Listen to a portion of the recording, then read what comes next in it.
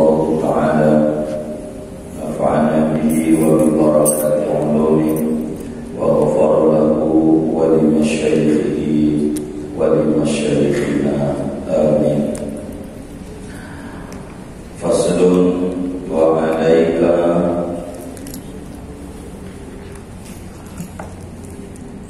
بالتمسك بالكتاب والسنة والاعتصام بهما فإنهما دين الله القويم وصراطه المستقيم من أخذ بهما سلم وغنم ورشد ومسلم ومن حاد عنهما ضل وندم وهلك وقسم فاجعل لهما حاكمين عليك ومتصرفين فيك.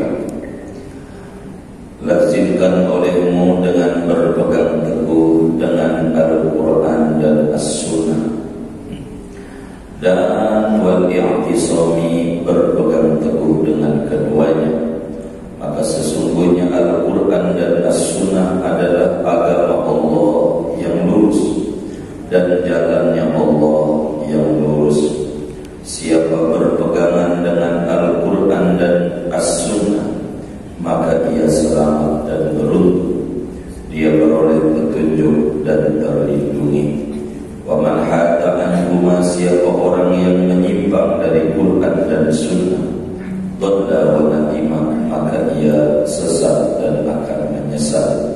Wa halaka wa usima, ia bakal binasa dan dia akan terpatahkan. Faj'alhuma hakimaini alaik, jadikan keduanya, yaitu hakim, jadikan olehmu akan keduanya akan hakim atas wa mutasarrifaini, dan yang berdaya guna fika pada dirimu. Warjid ilaihima fi kulli amrika, rujuklah kepada Al-Quran dan As-Sunnah pada segala urusanmu. Mumtasilan li wasiyatillahi wa wasiyati rasulih, padahal menjunjung tinggi bagi perintah Allah dan perintah Rasul. Wallahu a'lam. Saudara-saudara sekalian, bila pertemuan yang lalu kita bahas ada 4 jalan yang paling cepat untuk kita menuju usul kepada Allah Subhanahu wa taala yang disampaikan oleh Imam Al-Haddad. Di sana kita ada berzikir, di sana kita disuruh bertafakur, di sana kita disuruh memperbanyak salat sunnah, dan di sana kita disuruh menuntut ilmu. Nah, sesudah berbicara itu, saudara sekalian, kata Imam Haddad, hendaknya kita yang pengen bahagia di dunia dan di akhirat, haruslah kita berpegang teguh dengan Al-Quran dan As-Sunnah. Sebab apa? Kita lahir di dunia ini bukan orang kita. Tidak ada satupun di antara kita yang dulu bercita-cita pengen lahir ke dunia. Ini karena kasih sayangnya Allah mewujudkan kita dari tidak ada menuju ada. Bahkan kita bukan sekadar ada, tapi kita dijadikan makhluk Allah. Bukan kita sekadar makhluk, kita dijadikan manusia. Bukan sekadar manusia, kita diberikan akal dan segala macam anggota tubuh yang sempurna. Laqad khalaqnal insana fi ahsani taqwim. Oleh karena itu, kesempurnaan yang ada pada kita sebagai manusia ini tidak bakalan bisa terarah dan terukur bila kita tidak ada pemandu selama kita ada di dunia ini. Kudu ada kompas untuk kita mengisi hari-hari kita di alam dunia ini. Ibarat orang buta kudu ada tongkat supaya membantu kita jalan. Ibarat gelap gulita kudu ada senter dan lampu untuk menerangi jalan kita supaya tidak terperosok pada got atau pada lubang yang merugikan kita. Oleh karena itu, kata Imam Haddad, apa saja di dalam hidup kita ini kita harus benar-benar memegang dua pusaka ini, yakni Al-Quran dan As-Sunnah. Al-Quran sebagai kitab suci yang diturunkan kepada Rasulullah SAW yang berisikan 666 ayat ini adalah semuanya lengkap untuk mengatur hidup dan kehidupan kita. Bila kita banyak rezeki harus bagaimana? Bila kita lagi berkekurangan rezeki mesti bagaimana? Bila kita sehat mesti bagaimana? Bila kita sakit mesti bagaimana? Bila kita bekerja pada satu instansi mengikut orang mesti bagaimana? Ini diatur dalam Al-Quran semuanya. Oleh karena Al-Quran itu global, maka supaya Al-Quran ini bisa dilihat oleh kita, Al-Quran yang berjalan, Al-Quran yang bisa ngomong, maka itulah Rasulullah Sallallahu Alaihi Wasallam. Orang yang paling mengerti Al-Quran adalah Nabi Muhammad Sallallahu Alaihi Wasallam. Maka kalau pengen melihat Al-Quran yang berjalan di muka bumi, dialah Nabi besar Muhammad Sallallahu Alaihi Wasallam. Siti Aisyah ketika ditanya dan disuruh merinci tentang siapa sosok Rasulullah, maka beliau menjawab dengan singkat, kana khuluquhul Quran. Rasulullah itu kalau pengen ente tahu Rasul, baca aja Quran. Ya Quran, ya Rasul, ya Rasul Quran. Terapan dari Al-Quran, teori prakteknya dari A sampai Z-nya dialah Rasulullah Sallallahu Alaihi Wasallam. Maka karena itu, saudara, kalau ngomong sunnah, apa sih as-sunnah? Kalau berbicara as-sunnah pada bergandengan dengan Alkitab, maksudnya adalah 5 makna. Yang namanya as-sunnah itu adalah ucapan Nabi, perbuatan Nabi, pengakuan Nabi, ciri-ciri fisik Nabi, dan perilaku mulianya Nabi. Inilah yang disebut as-sunnah.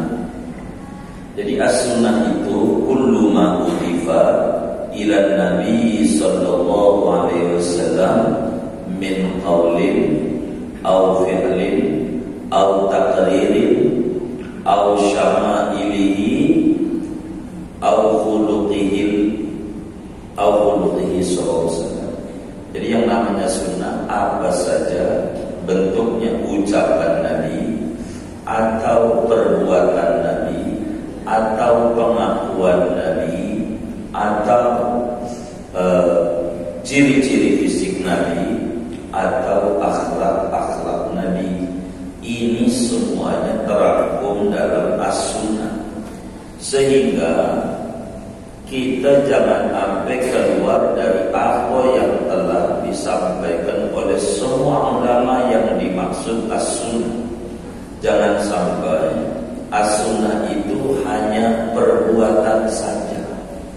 Kalau as-sunnah itu perbuatan saja, perbuatan Nabi doang, maka kita akan membuang jutaan hadis.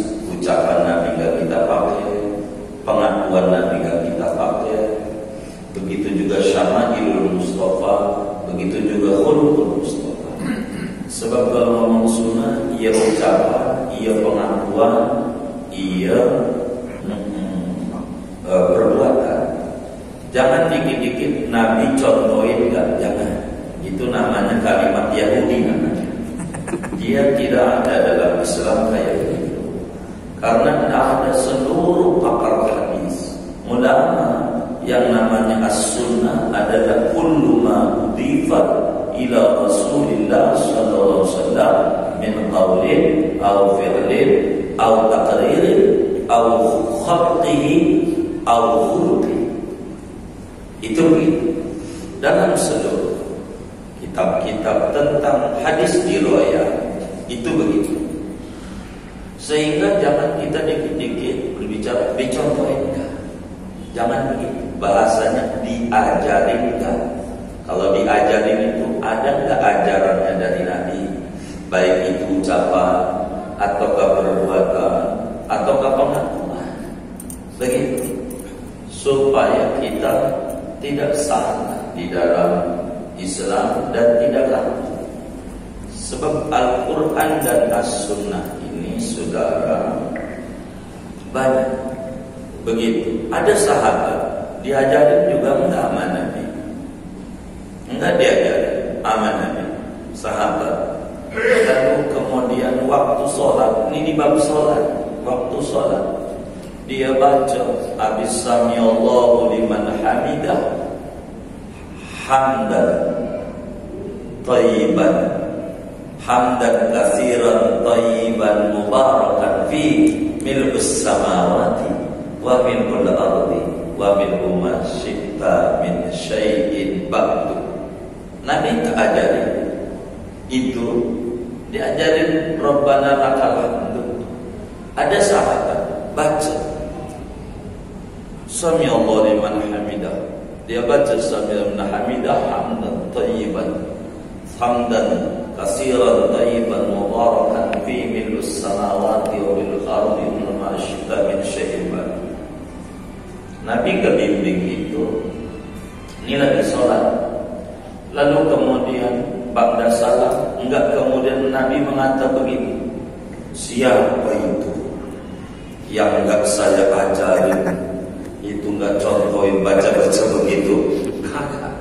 Nabi bertanya, man yaqulu dzalik, siapa itu yang baca tadi hamdan? Sahabat itu kemudian mengancam, ana ya Rasul, saya lihat malaikat lebih daripada 70.000 rebutan pengen mencatat ganjaran. Maknanya dibenerin sama Rasulullah. Itu bacaan yang lagi sholat. Sholat baca begitu. Karena sahabat itu mengerti begitu. Yang namanya bid'ah itu bukan maknanya enggak ada contoh dari Nabi, enggak diajarin Nabi. Nabi ajarin kudu banyak muji-muji Allah. Begitu. Banyak, bilang begitu. Jadi banyak. Oleh karena itu kita hidup ini harus berpegangan pada Al-Quran dan As-Sunnah. Bukan Al-Quran dan contoh Nabi, bukan. Tapi Al-Quran dan As-Sunnah. Sebab apa? Kata Imam Haddad, sebab dia adalah dinullah al-qawim. Ini adalah ajaran Allah yang lurus, agama. Kalau ngomong Islam, Quran hadis. Quran hadis. Udah jangan lari dari itu. Maka seluruh ilmu, mau ilmu fikih, mau ilmu apa, itu semuanya adalah bersumber daripada Al-Quran dan As-Sunnah. Kalau mau jujur, enggak ada itu di zaman Nabi. Ini iklan namanya. Ini izhar yang kayak begitu. Izhar. Ini namanya ikhfa. Ini idgham biguna. Ini idgham bila guna. Enggak ada. Zaman sahabat enggak ada. Zaman sahabat. Ini apalagi udah di kuning. Idgham ini merah. Kalau iklan hijau. Itu lebih bagus lagi. Begitu. Zaman kata duit kita aja enggak ada itu. Jadi nggak ada iklan, tapi tulisan iklannya ini nih. Adapun baca Qurannya, non mati ketemu batu bacanya baca mim begitu. Emang dari dulu, cuman karena Quran ini menyebar ke seluruh penjuru dunia, bagaimana ulama menolong kita memberikan batasan. memberikan undang-undang prinsip yang esensial. Kalau dibacanya begini namanya idgham bigunani, begitu. Kalau dibacanya begini nun ketemu ro, ini namanya diidgham. Idgham itu dimasukin, nunnya hilang, tapi nggak ada gunanya, dengungnya nggak ada. Itu supaya kita gampang. Ini ulama yang membatasi, yang merumusi ulama. Sahabat yang nggak ngomong ini itu kan, apalagi hadis ini sopan, ini doi, itu nggak ada juga. Zaman nabinya baru begitu, tapi bukan begitu di dalam memahami konsep as-sunnah. Begitu supaya muslim itu tidak kaku.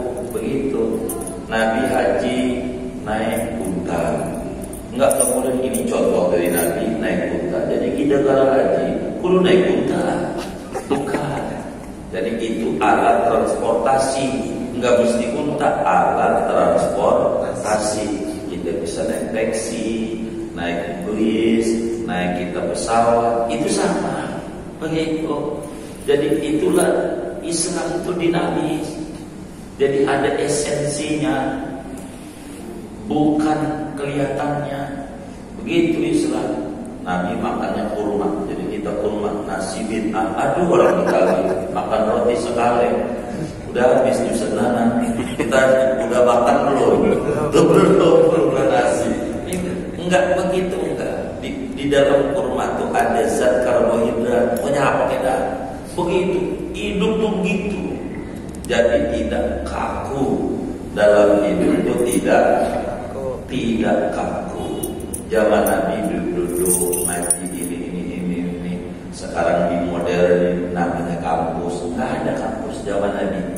Ntar bina lagi, apa sih kampus? Belajar, belajar. Kalau ilmi iya pernah diajarin. Nggak apa. Islam tuh begitu, enggak kaku. Islam itu jadi enak, enggak dikit-dikit kita salah, enggak kayak begitu dalam agama. Maka kita disuruh kembali kepada Al-Quran dan As-Sunnah. Kan Nabi bilang, taraktu fikum amrayn, kutinggalkan kepadamu dua pusaka. Ma in tamassaktum bihi ma lan tadillu abadan. Asal dipegang kuat-kuat, enggak bakalan sesat selama-lamanya. Kita nggak bakalan stres hidup kalau kita pegang benar-benar Al-Quran. Jangan kita nggak pegang Al-Quran dan As-Sunnah ini. Sebab ini adalah cara yang terbaik di dalam hidup kita. Cara yang terbaik. Semuanya ada, semuanya, sehingga Muslim itu tidak kalah. Sehingga pertanyaan yang muncul, adakah dalil dari ajaran yang diajarkan oleh Nabi? Baik ucapan Nabi, pernah Nabi mengarahkan orang begitu, ataukah dari perbuatan Nabi, ataukah dari pengakuan Nabi? Ada namanya sholat syukur wudu. Sholat nggak boleh marah-marah. Sholat itu nggak boleh marah-marah. Kalau sholat kudu ikut tuntunan. Tapi kemudian ada orang sahabat ngerjain mulu. Pokoknya di mana habis wudu sholat 2 rakaat, di mana habis wudu sholat 2 rakaat, di mana habis wudu sholat 2 rakaat. Namanya Bilal bin Abi Rabah. Lalu Bilal kemudian dipanggil oleh Rasulullah SAW. Bilal, apa amalan yang paling bagus menurut ente? Bagi dong, begitu katanya. Sebab inni sami'tu dafana 'alaika fil jannah. Saya dengar waktu Isra Mi'raj suara sendal ente lebih duluan itu di surga. Ketoprak suara Bilal. Itu Bilal di surga, jangan anaknya. Maka kata Bilal, saya itu enggak ada amalan yang lain kecuali yang saya beridamenin. Habis wudu saya sholat 2 rakaat. Habis wudu saya sholat 2 rakaat. Nabi enggak ente ngarang-ngarang. Enggak kayak kita. Begitu bidah. Enggak aman. Bila sudah memahami sabda Nabi yang umum, apa kata Nabi? As-salatu khairu mawdu', fa in syaa'a an yuksira falyastaksir. Sholat itu sebaik-baik pekerjaan. Kalau mau pengen banyak sholat, monggo. Dari umum itu bila paham. Jadi enggak mesti harus dicontohin oleh Nabi. Begitu. Itu dalam hidup itu kayak begitu. Sehingga kita enggak, Nabi enggak pakai alamiah. Kecuali enggak, entar kita lagi. Jadi kita di dalam hidup. Iya begitu. Jadi kita orang di dalam hidup jangan keluar dari Al-Quran dan As-Sunnah. Enggak boleh. Supaya kita tidak kaku di dalam kita punya hidup. Sering kita ngadepin bulan Maulid, itu ribut mulu sih. Yang ini ribut, saling celah-mencelah. Udah dibilang kata Quran jangan saling mencelah-mencelah. Nabi bilang kunu ibadatu ikhwana dalam hadisnya. Udahlah kita bersaudara. Ini masalah khilafiyah. Yang ini enggak demen ya demong, yang ini demen ya monggo. Jangan ribut gitu. Jangan ribut. Itu kayak begitu tuh enggak bagus gitu. Muslim harus sama-sama muslim. Jadi yang demen Maulid belinya juga di warung ente, yang ada demen juga gulanya. Begitu kan begitu ya kan? Samanya. Jadi supaya tidak ribut antara muslim sama muslim ribut mulu satu sama lain. Capek di dalam hidup ini gak bakalan. Kita harus merujuk pada Al-Quran dan As-Sunnah. Cuman begini, saudara. Quran dan hadis itu ibaratnya air dalam termos. Ibaratnya air dalam termos. Jadi kalau kemudian kita mampu, ya monggo minum langsung dari termos. Bagaimana kira-kira kalau minum langsung dari termos? Hah? Dia melepuh. Maka ada bagiannya yang mampu mengolah ini untuk bisa diminum. Kita minum dari sini sama dari termos. Ini minum, ntar saya minum dulu. Ini air dari termos asalnya. Kalau langsung kita ke termos, melepuh. Wis kita meminumnya dari gelas. Nah, Quran dan hadis yang mengerti para ulama, yang mujtahid, Imam Syafi'i, Imam Malik, Imam Abu Hanifah, Imam Ahmad bin Hanbal, dan semua ulama-ulama mujtahid, mereka yang mengerti Quran dan hadis. Bagi kita yang enggak mengerti kandungannya, ikut aja sama ini juga asalnya dari termos kok. Ikut aja tuh sama ulama tuh dari Quran, dari hadis. Begitu hidup. Jangan kita langsung dari termos melepuh. Begitu kita ikut ulama ini, bukan gak ikut Nabi. Ikut Nabi. Begitu. Kenapa kita enggak langsung ke Nabi? Waduh, kita belum kelasnya minum langsung dari termos. Sebab untuk memahami Quran dan hadis, kata Imam Jalaluddin Asyuti di dalam kitab Al-Itqan fi Ulumil Quran pada juz 2, beliau bilang yahtajul mufassiru ila kitabillahi ta'ala ala 14 fannan min fununil ilm. Orang yang mau terjun dalam Al-Quran dan hadis, minimal perangkatnya harus ada di otaknya 14 disiplin ilmu, 14 profesor, baru dia bisa di Al-Quran. Kalau enggak, dia enggak bakalan bisa memahami tentang Al-Quran dan hadis. Ilmu vocabulary, kosakata, Ar-Rahmanu 'alal 'arsy istawa. Ini istawa ini artinya apa? Bongkar. Menurut bahasa ada 22 makna. Yang mana ini yang cocok untuk Ar-Rahmanu 'alal 'arsy istawa yang ada di surat Toha? Ada ilmu nahwu, ada ilmu sharh. Ilmu nahwu penting.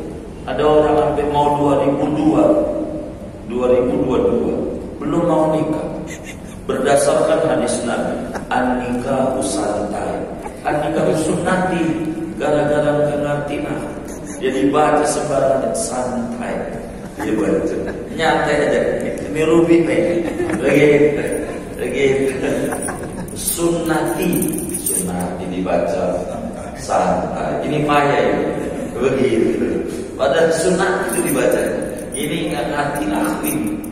Jadi aku aja perlu ilmu, ada nahwu, ada sholok, gramatikal bahasa, ada bayar, ada badiah, ada badalah, ada usul fiqh, kita ada hadis diraya, hadis riwayat, ada asbabun nuzul, ada nasikh mansukh, ada asbabul wurud.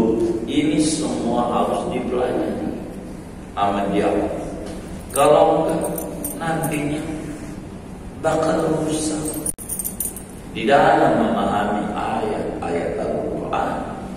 Begitu, bakal rusak. Sehingga kita yang nggak ngerti ini, yang buta ikut apa yang melek. Itu yang melek itu namanya ulama hoj. Tahid dia melek. Kita yang buta nih jangan melawan nama yang melek. Kita gagal nurut, Tanjung Sep di Kali Ciliwung kan ribet. Begitu, nantinya kita salah. Mereka manusia, kita manusia. Iya kalau mau manusia, tapi mereka punya ilmu banyak. Imam Ahmad aja muridnya Imam Syafi'i, hafal hadis 1 juta hadis. Sanad dan wafatan gimana gurunya? Begitu. Kita ya Allah, mau hadis mana yang kita hafal? Cuman aku itu juga hadis palsu. Nikmat wudud, bab dan dahar. Hadis palsu. Itu hadis palsu itu.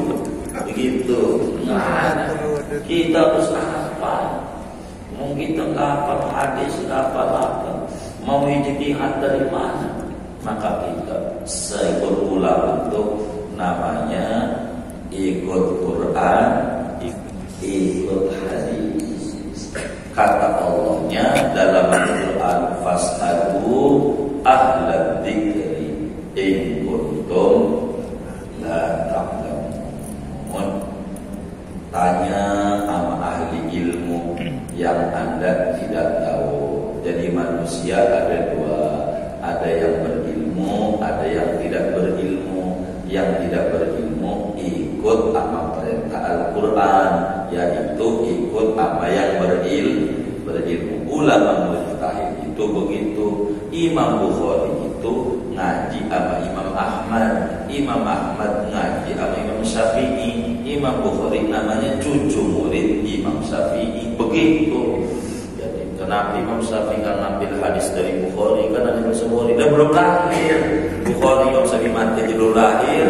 Begitu disuruh lahir, cucu kita belum lahir, yang tahun 3000 suruh kita ngikut dia yang belum lahir. Nggak tahu. Jadi kayak begitu dalam hidup kita, orang kudu balik sama Quran, balik sama hadis. Dalam hidup begitu. Kalau kita berbicara ini bagaimana ya? Rezeki saya payah ini ya Allah, usaha ya, kayak begini-begini. Kan balik di Quran, iyyaka na'budu wa iyyaka nasta'in. Ibadah dulu baru minta, mau ibadahnya enggak. Begitu kan enggak benar namanya. Ibadah dekati Allah dengan benar cara ibadah. Baliknya kita orang ini nggak bisa kalau kita tidak ikut ulama. Ikut ulama itu bagus.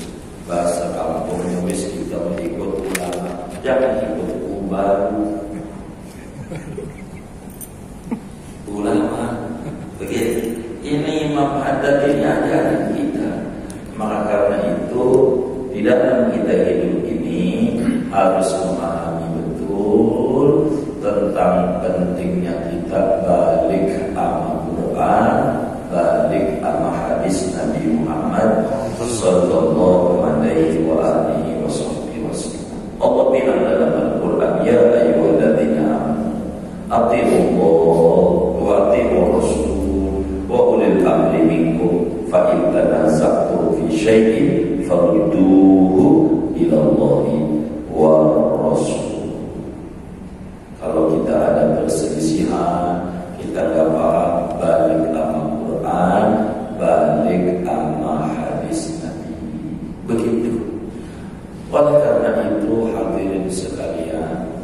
itu hanya beda merek, madhab itu beda merek, tapi beda merek, beda ukuran, tapi satu merek.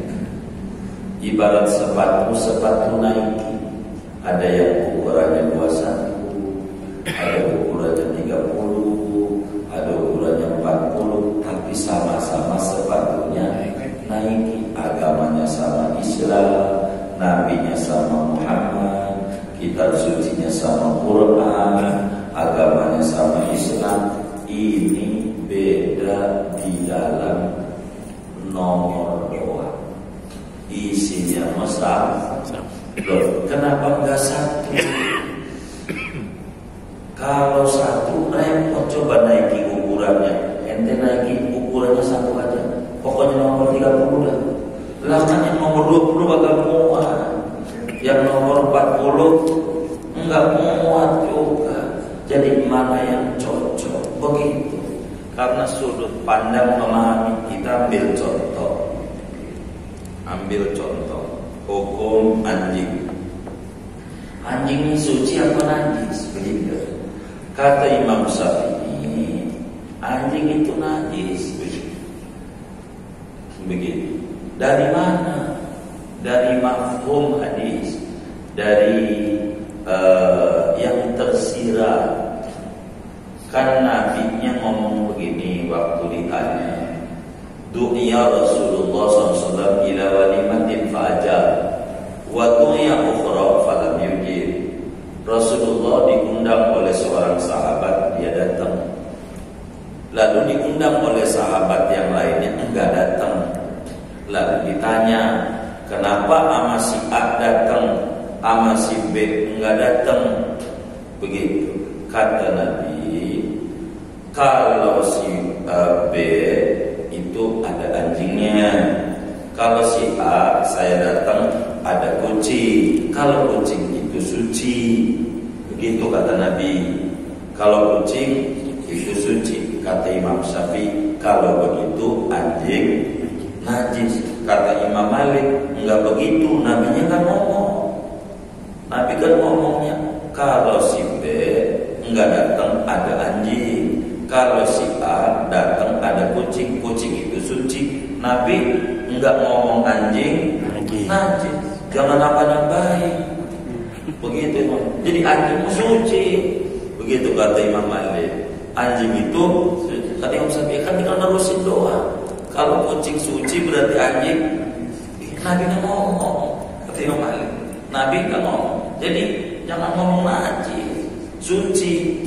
Begitu namanya beda sudut pandang. Terus kalau dicuci kena anjing 7 kali, dia dicuci 7 kali tetap. Kalau nyuci kan Nabinya ngomong begitu. Tapi kan Nabi nggak jelasin kalau anjing itu najis. Katanya kalau Nabi nyucinya ribet begitu kan najis. Nabi nggak ngomong. Itu namanya beda sudut pandang, tapi isi hukumnya sama. Ketika ditanya Malik ini, kalau baju ini ataupun badan ini dijilat anjing mungkin dia dicuci 7 kali kan Nabi ngajarin. Katanya Sapi itu kan najis itu lebih berat. Nabi nggak ngomong anjing itu najis.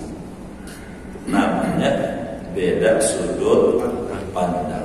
Quran nama hadis yang bahasanya sangat tinggi, bahasa yang sehari-hari aja kita masih salah dalam memahaminya. Itu bahasa bukan Quran yang bahasa Allah, hadis yang bahasa Rasulullah, manusia suci. Bahasa sehari-hari ini sudah ada. Apa yang kodok? Ini yang nanya. Tahu kodok nggak? Tahu kodok nggak? Pernah nggak lihat kodok loncat? Kalau saya belum pernah. Timbang lihat kodok aja saya harus loncat. Mau ngapain? Mau lihat aja kodok. Apa lihat kodok harus loncat? Tuh, itu bahasa Indonesia. Masih kita salah memahami. Nah, kalau saya belum pernah. Begitu saudara pernah lihat kodok loncat? Baik, di bahasa Indonesia itu lihat kodok.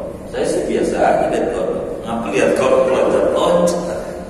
Itu bahasa Indonesia. Itu masih kita multi tafsir. Itu yang maksudnya yang mana? Yang loncat kitanya apa kodoknya? Itu aja begitu. Yang bahasa apalagi bahasa Rasulullah, apalagi bahasa kalamnya Allah, itu sangat tinggi. Maka perlu kejelian dan perangkat ilmu yang banyak. Maka ala kulli hal, dengan kita ikut ulama, ikut madhab, itu juga sama ikut Quran, ikut hadis. Tuh begitu. Pegang Quran sama hadis, insya Allah kita selamat di dalam jalanin hidup kita. Jangan nggak ikut Quran, ikut hadis, rugi kita hidup. Jangan semau kita di dalam kita hidup. Sebab kita manusia sudah dikasih bimbingan oleh Rasulullah Sallallahu Alaihi Wasallam dalam hadis-hadisnya semuanya sudah kita dibimbing. Apa saja sudah ada dalilnya. Meski kita yang awam kurang paham, tapi ulama jauh-jauh hari sudah memberikan gambaran-gambaran di dalam hidup dan kehidupan kita, biar kita tidak bingung di dalam jalanan hidup kita. Oleh karena itu, saudara, ini penting kita ikut Quran, penting kita ikut hadis Nabi. Jangan kita keluar dari Quran dan dari hadis Nabi. Maka apa yang dicontohkan oleh ulama itu tidak menjadi kita muslim yang kaku. Contoh di dalam hidup supaya kita nggak kaku. Ulama tuh nggak gampang kafir-kafirin orang, bid'ah-bid'ahin orang, karena resikonya besar. Kata Nabi, idza qala ahadukum li akhihi ya kafir faqad ba'a biha ahadukum. Bila mana seseorang menuduh orang lain mengatakan kafir, bid'ah, syirik, maka kalimat tuduhan itu bakal berpulang kepada yang menuduh dan kepada yang dituduh.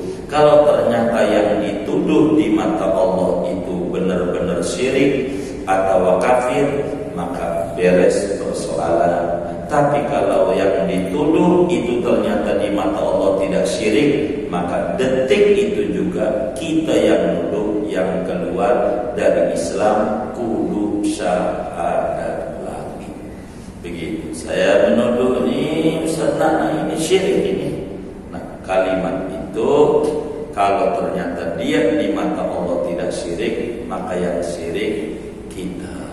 Maka kata Imam Abu Bakar Al-Baqillani, muridnya daripada Imam Abul Hasan Al-Asy'ari, demi Allah, Anda menuduh non-muslim 1000, menuduh Islam masih lebih ringan, lebih bagus daripada Anda mengeluarkan satu orang muslim daripada Islam hanya karena kesalahan persepsi Anda. Begitu.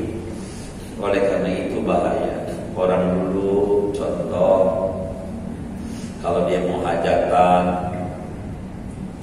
dia pakai sapu dikasih cabai, kasih apa? Cabai sama bawang.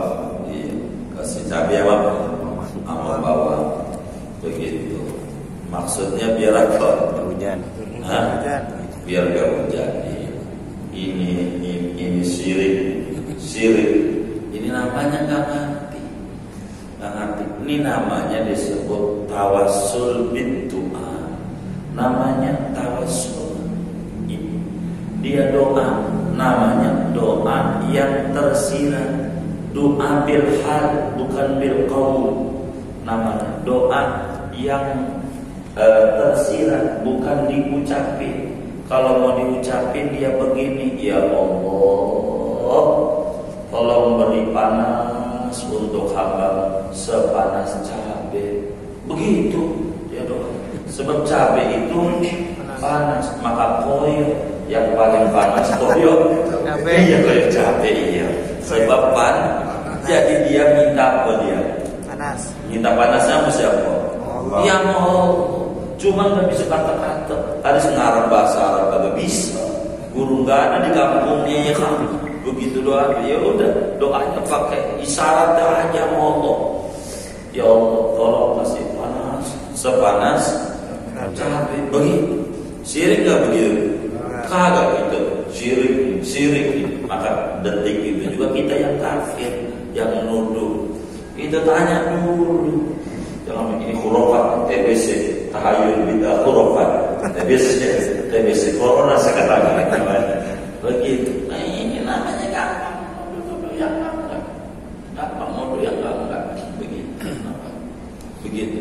Kadang rumah kalau di Jawa nih saya tahu bangun rumahnya dikasih apa itu kebu ya, begitu. Kerudungan. Gajah Kerudung. Iya atasnya itu dikasih tebu ini ngapain tebu ditaruh sini? Bukan, itu namanya doa bilhan. Ya Allah tolong penghuni rumah ini dikasih kehidupannya manis, kayak manisnya begitu. Syirik enggak? Dia kagak. Emang dia begitu. Kenapa enggak doa begitu? Ya Allah orang dulu dia enggak ngerti jauh dari kiai. Mendoain pakai bahasa Arab. Bahasa Arab begitu ya? Nah, iya begitu. Yang kaya-kaya begitu. Apa? Doa. Ada orang bakar batu bata, liok namanya liok. Dia batu bata. Pinggirnya dikasih cabai juga tuh, pakai tusuk-tusukan sudut-sudutnya. Ini syirik itu syirik. Karena tanya dia doa, ya Allah tolong batu bata saya bakar biar matang sehingga jadi merah kayak merahnya. Dia orang doa mau. Jadi kita orang tuh nggak takut kalau ikut Quran. Ikut hadis begitu enggak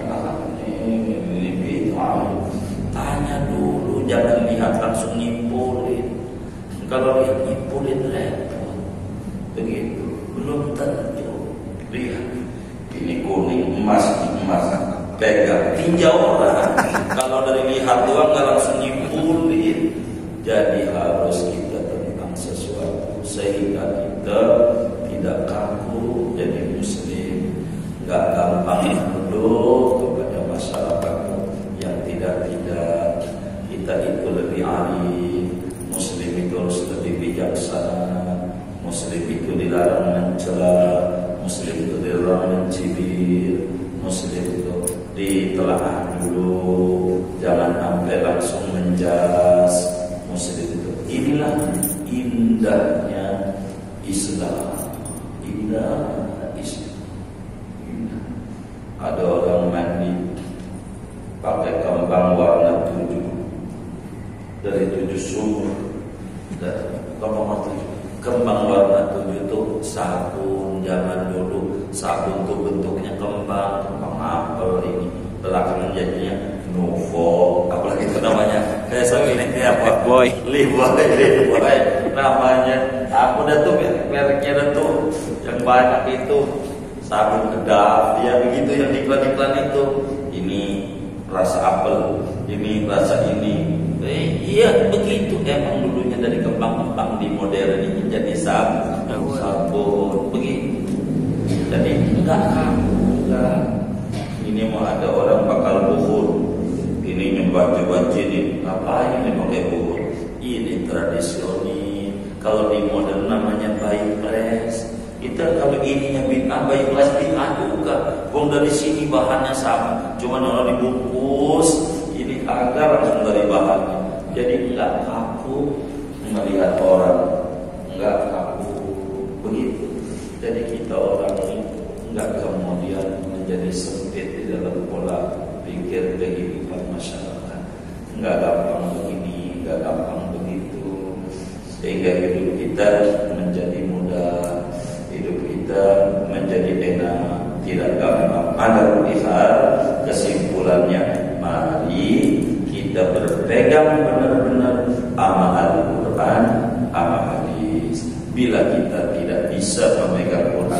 secara langsung karena perangkatnya nggak bisa, maka ikut aja sama perintah Quran, sama perintah hadis. Itu juga sama, ikut Quran, ikut hadis. Apa perintah Quran? Ikuti ulama. Ngikut ulama itu berarti ngikut Quran. Itulah di dalam hidup kita. Kita nggak bisa sehebat apa kita dibanding Imam Syafi'i, Imam Malik, nggak ada apa-apanya, apanya aja nggak ada apa-apanya. Kita susah. Imam Syafi'i baca Quran sehari 2 kali khatam, sebulan 60 paling dikit. Sebulan tuh 60 kali khatam begitu. Kita mau sebulan sejuta juga berapa tadi? Begitu. Ini udah kayak Imam Syafi'i aja. Kita belum begitu. Kita belum, maka kita ikut ulama saja.